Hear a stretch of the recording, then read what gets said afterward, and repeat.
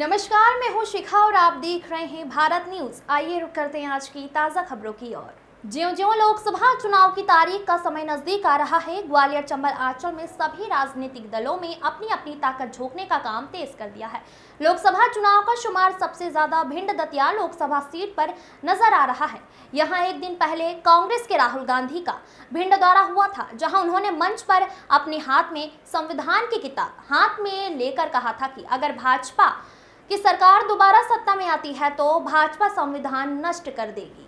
और इसी क्रम में आज मध्य प्रदेश के मुख्यमंत्री डॉक्टर मोहन यादव ने लाहौर विधानसभा क्षेत्र में भिंड दतिया लोकसभा सीट से भाजपा प्रत्याशी संध्या राय के लिए जनता से वोट डालने की अपील की और उन्होंने मंच से राहुल गांधी पर चुटकी लेते हुए कहा कि राहुल गांधी हमेशा नींद में रहते हैं और इसका जीता जागता उदाहरण यह है कि राहुल गांधी मंच से हाथ में संविधान की किताब हिलाते हुए कह रहे थे कि अगर भाजपा की सरकार सत्ता पर काबिज होगा तो संविधान नष्ट हो जाएगा।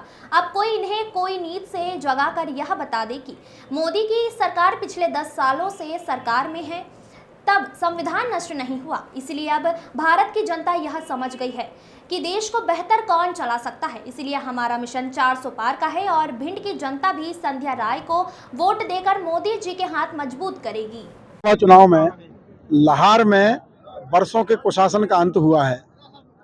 एक व्यक्ति जिसने इसको अपना साम्राज्य समझ रखा था, उस धर्म को तोड़ा है लाहौर ने, और लाहौर में भारतीय जनता पार्टी की लहर जोरों से चल रही है। हमारे प्रदेश के यशस्वी माननीय मुख्यमंत्री डॉक्टर मोहन यादव जी जनता से आशीर्वाद मांगने आए थे और मैंने माननीय मुख्यमंत्री जी के नेतृत्व में और माननीय हमारे प्रधानमंत्री जी के नेतृत्व में, मेरे क्षेत्र की जनता जनार्दन के नेतृत्व में आशीर्वाद मांगा है। और जिस तरह का उत्साह मैंने लाहौर में देखा, पूरी जनता चुनाव लड़ रही है, माननीय मोदी जी को आशीर्वाद दे रही है, इस बहन को भी आशीर्वाद दे रही है, क्योंकि भारतीय जनता पार्टी की सरकार, चाहे केंद्र हो चाहे हमारा प्रदेश का नेतृत्व, लगातार इतने सारे देश हित में काम किए हैं, प्रदेश हित में काम किए और हर घर विकास से जुड़ा हुआ है। अभी राहुल जी का दौरा हुआ था और उन्होंने संविधान को हाथ में लेकर कहा था कि अगर यह सरकार दोबारा आती है तो यह संविधान को नष्ट कर देगी। इसके बारे में क्या कहेंगे आप? अरे आती है नहीं, हमारी सरकार है 10 साल से 2014-2019, ये तो तीसरा कार्यकाल है माननीय प्रधानमंत्री जी का, और माननीय प्रधानमंत्री जी के नेतृत्व में